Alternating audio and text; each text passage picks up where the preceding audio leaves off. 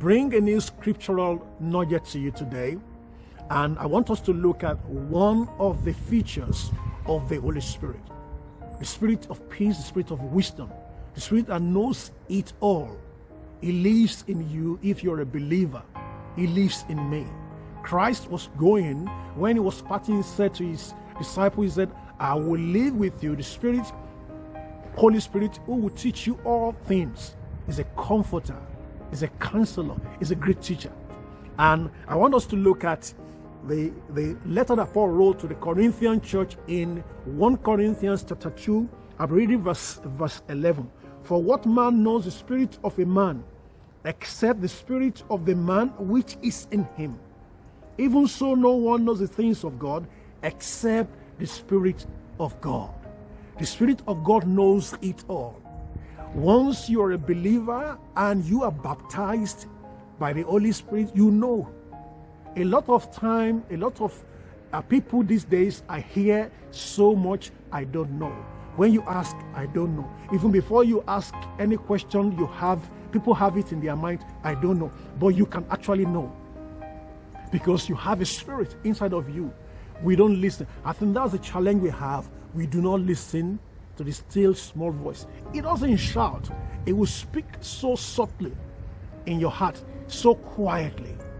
It drops that message for you to know things that will happen next week, for you to know things happening now, and for you to know things which have happened in the past. Things that have happened in the past. The Holy Spirit has the capacity, high level of intelligence to decode to you what you need to do about your business, what you need to do about your marriage. It tells you how to run things around your academics, your education. It tells you how to train your children. It tells you what God has for you in plan next year, even 5 years, 10 years time. Because you have the Spirit of God, you know the mind of God. That is what Paul is saying here. In 1 Corinthians chapter 2, verse 11, he says, what spirit knows the spirit of a man except the Spirit of God?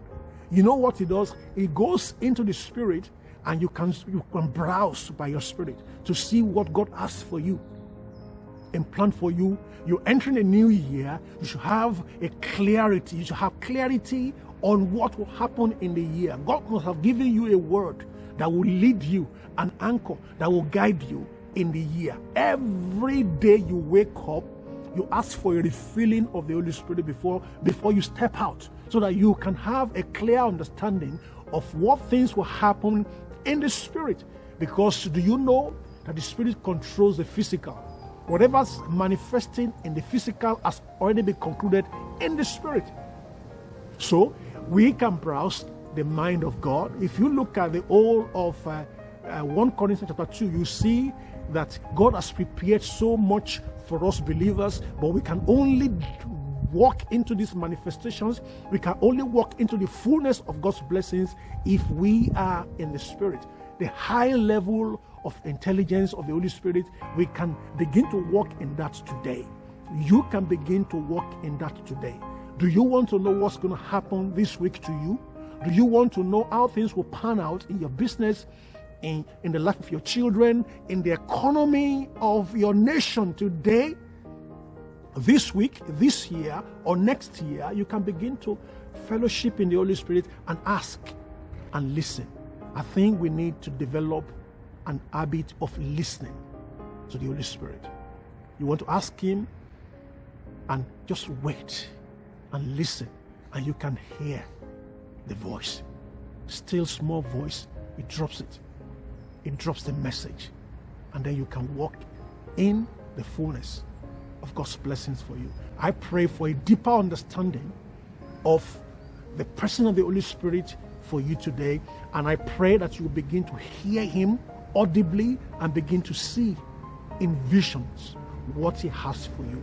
Thanks for listening today. Stay connected to the giver of wisdom, to the source of wisdom, the Holy Spirit. Blessings to you.